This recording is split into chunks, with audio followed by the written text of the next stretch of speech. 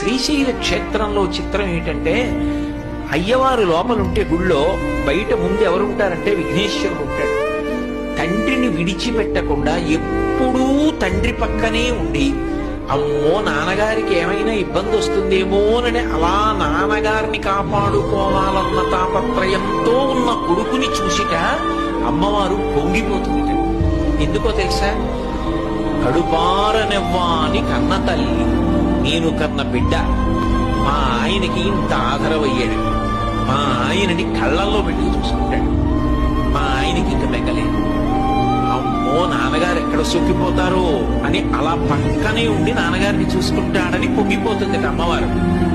ఆయన ఎక్కడున్నాడో అక్కడ ఇలాంటి కొడుకుని ఆయన పొంగిపోతాట. ఇలాంటి కొడుకుని కని ఆయనకి ఇచ్చానని ఆవిడ పొంగిపోతుంది. ఇద్దరి పొంగుకి కారణమైన వాడు ఆయన్ని చూస్తే వాళ్ళిద్దరు పొంగిపోతారు. అందుకని ప్రథమ దర్శనం, ప్రథమ స్మరణం ఆయన్ని చేయమంది శ్రీశైల స్పృహ.